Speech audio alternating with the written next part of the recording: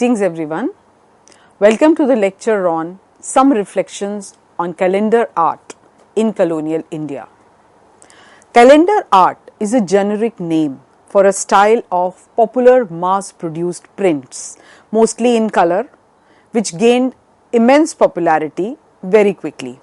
It is supposed to be aesthetically pleasing. These calendar artworks carried a color saturation that appealed to the masses, and also they became very popular. The use of lithography brought a revolution in visual print culture. During the freedom struggle, revolutionary ideas were often communicated through the images on calendars, carrying prints of Mother India and patriotic portraits of the national heroes as a symbol of resistance and liberation. The ease of production and cheap cost greatly helped the visual mass culture, reaching populations without getting labeled as propaganda.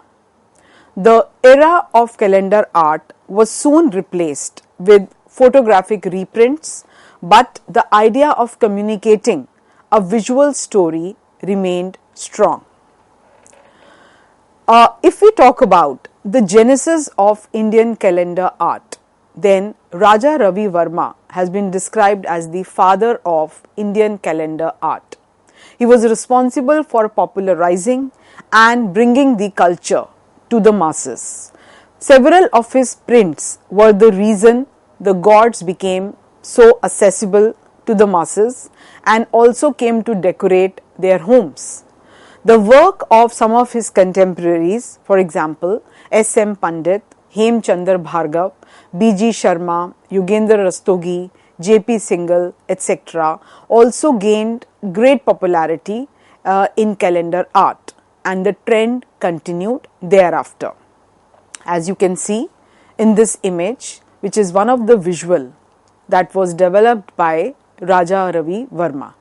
The credit for popularizing Indian calendar art and bringing it to the masses definitely goes to him, and he was an artist from the princely state of Travancore who is known to have pioneered this particular art form when he set up his first printing press to print his works in Ghatkopar, Mumbai in 1894.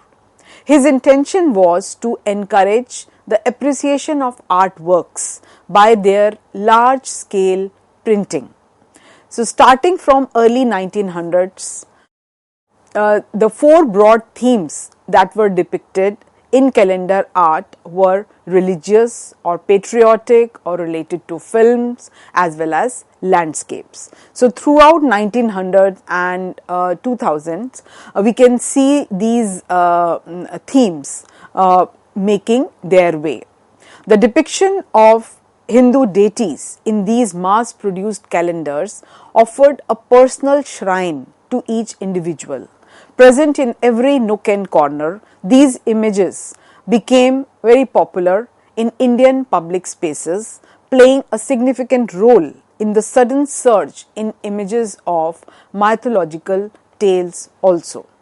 The popular calendar culture from the late 1900s to the early 2000s centered broadly around themes like religious or epic scenes, Mahabharata or Ramayana, idols, then religious icons, patriotic pin-ups and portraits of movie stars as well as landscapes. They formed the visual culture also of the country around the images of the holy cow.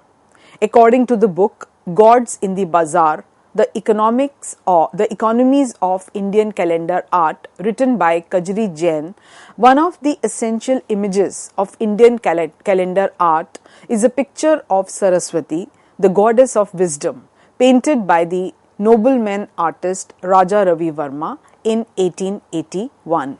As you can see, the spirituality that was emerging even though it was in print.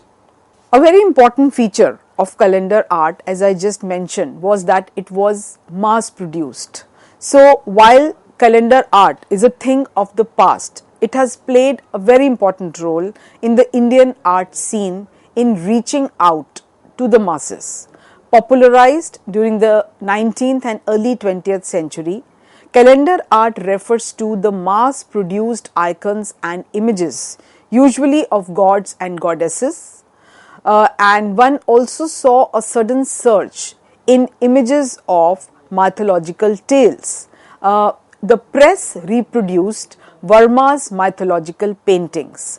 Some of the early Indian art calendars demonstrated portraits of goddess Lakshmi, then Shakuntala, the beautiful Damayanti, and the harassed Saharandri hiding her eyes from the gaze of Kichak.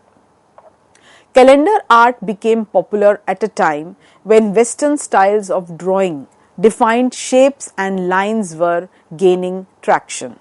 Technically, the single point perspective, wherein the drawing has only one vanishing point, was repeatedly used. As you can see in this painting titled Kichak's Gaze, Saharandri and Kichak. In this you can see that how Kichak is casting his gaze on Saharandri and Saharandri is trying to avoid coming in contact with him. Now, if we talk about the impact of Indian calendar art, one can say that it not only impacted individuals, rather it also helped in bringing about a sense of cultural integrity, identity and nationalism. During the freedom struggle, common motifs in calendar art were those of Mother India or the traditional mother-son duo of Krishna and Yashoda. So, in fact, some of the images that were used for calendar art became political, so much so that a lot of times Indian calendar art was used to influence and incite the masses to overthrow the British Raj. So, calendar art appeared as a medium to convey subliminal messages through its images. For example, a caged parrot that was released by a woman, which signified liberation from the colonial rule. Then, in most of the visuals of calendar art, it was the religious theme that was very important. As you can see in this one of the print again of Raja Ravi Verma, and another visual again of Raja Ravi Verma, where these visuals became part of the daily life of masses.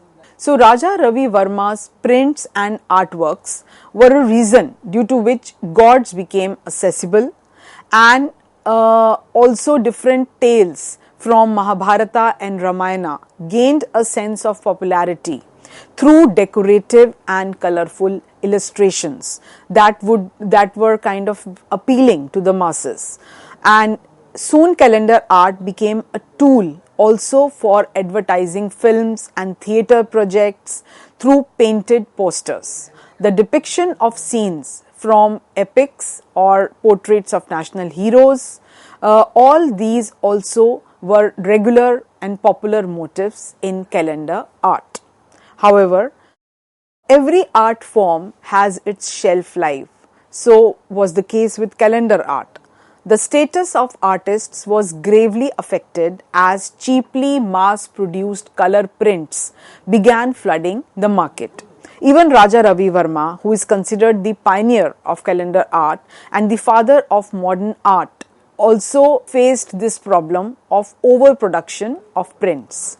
And however, one can say that despite being overshadowed by mass production of color prints, calendar art still found its way into the house of prominent art collectors, auctions, art enthusiasts, etc.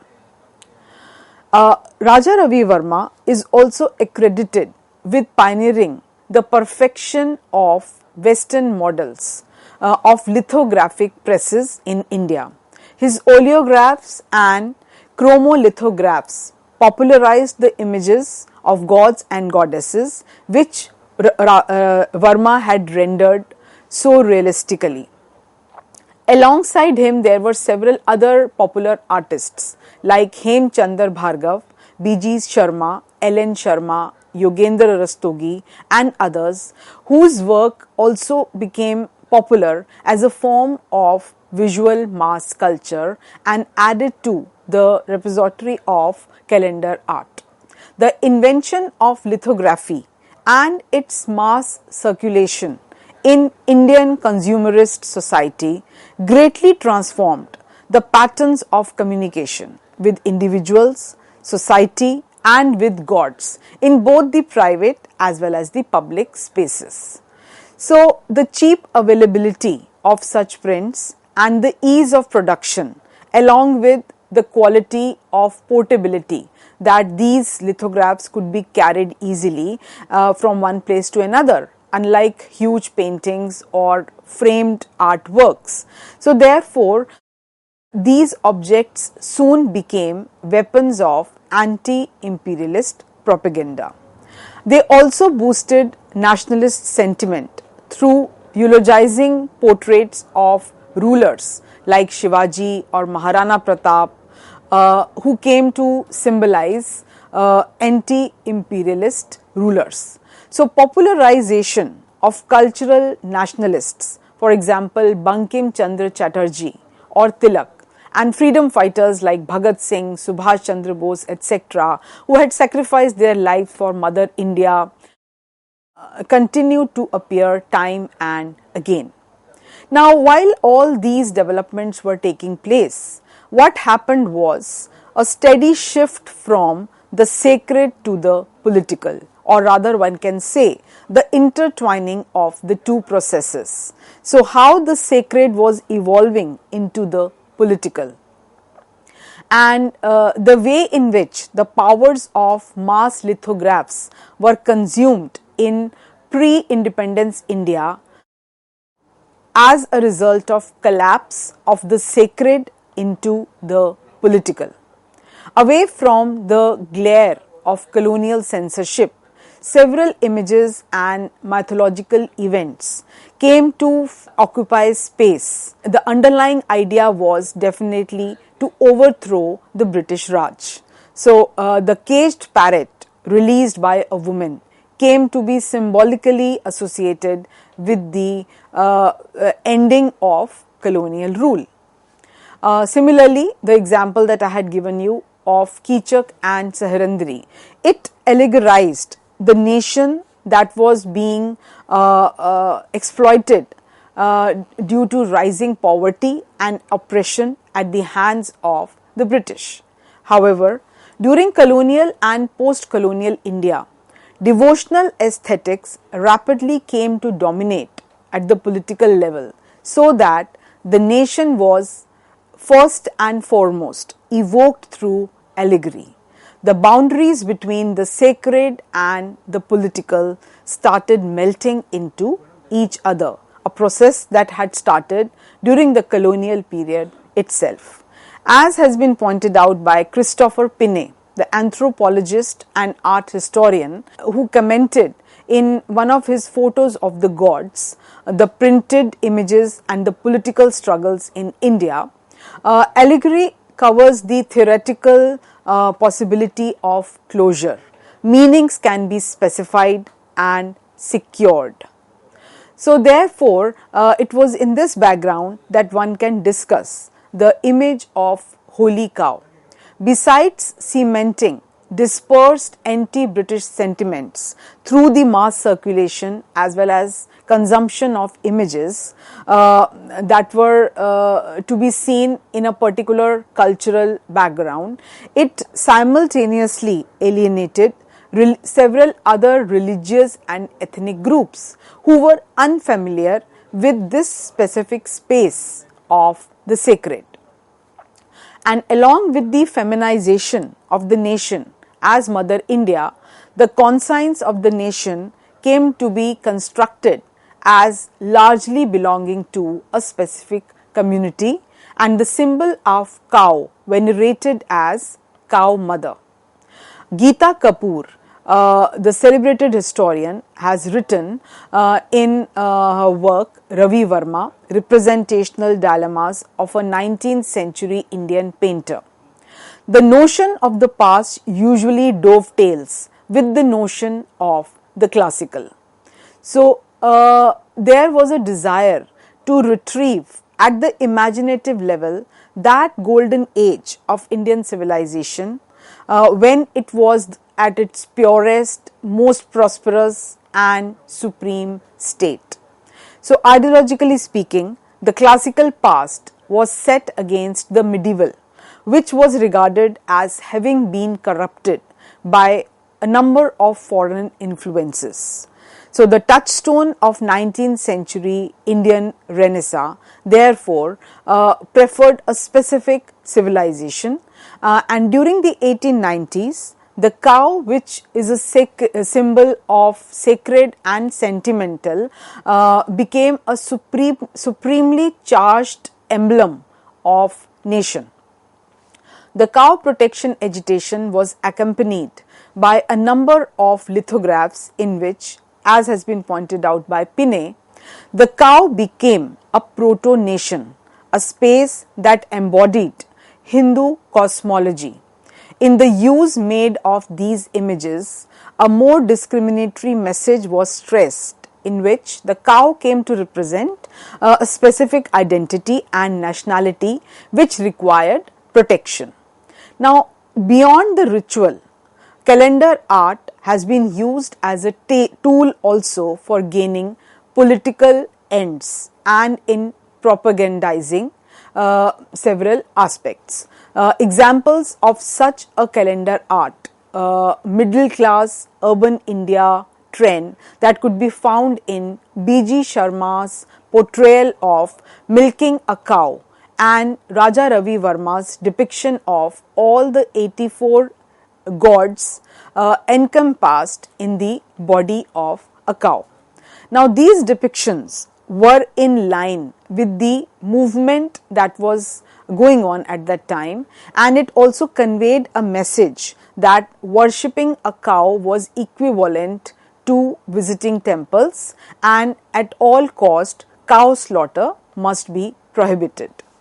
The images of all the gods in the body of a cow also stood as a symbol of assimilation across caste, creed, rural and urban divide, rich and poor divide.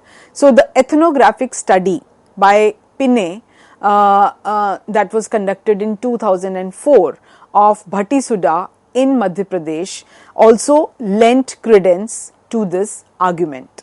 So, the popularity of Lakshmi and Shiva were cut across several jatis. Rajputs displayed more affinity towards Lakshmi, and lower caste were more in favor of worshipping specific deities. Therefore, a cow's body containing all the 84 gods and goddesses was an attempt to assimilate Hindus across caste and creed. As you can see in this visual that is being shared with you on the screen, the famous work of Raja Ravi Verma. With the coming of the print culture to India, there were essential changes in the patterns of worship also. The gods that were earlier residing in temples in the form of statues now became easily portable, and they could be kept at home and worshipped.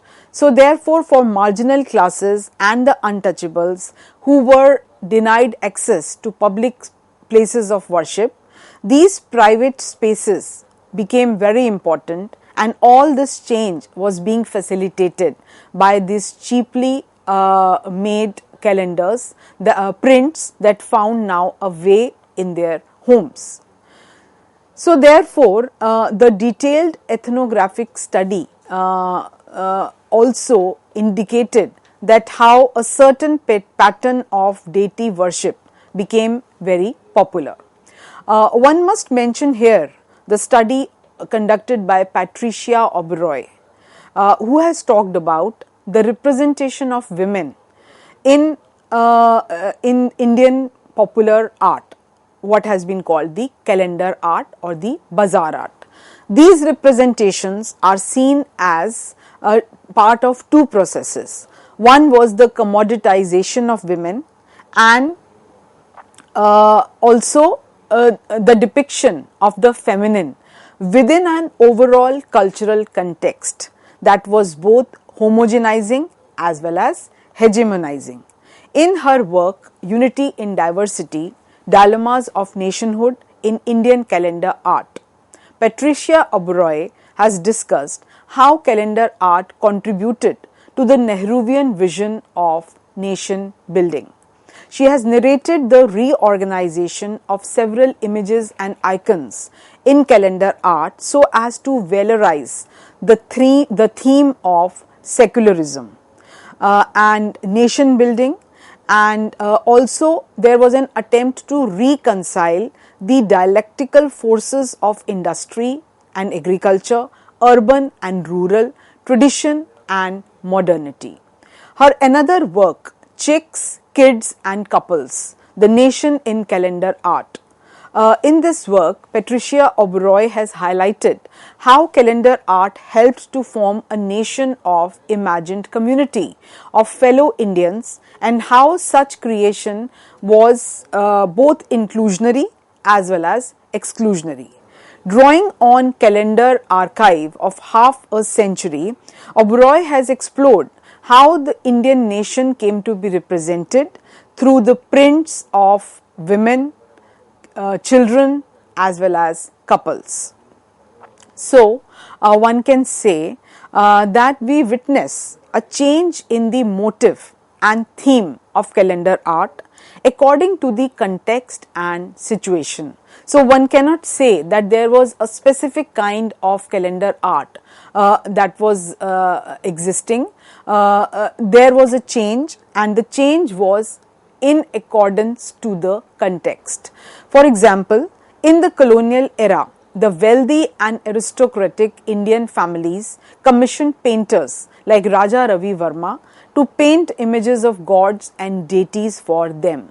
Later, with the invention of lithography and oleography, there were mass production of these pictures.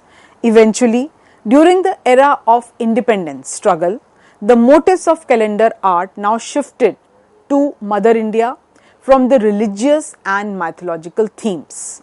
Such depiction went hand in hand with the construction and veneration of cow as a mother. Then during the 1860s, calendars displayed motifs related to the development of the country. Hence, they contained slogans like Jai Jawan, Jai Kisan, and pictures portrayed farmers working in the green fields, an army engaged in the protection of the nation. So, calendars of this period also contain pictures of dams, industrial establishments, pictures of men and women wearing costumes of different states to mark the unity amongst the diversity in the country. Thank you.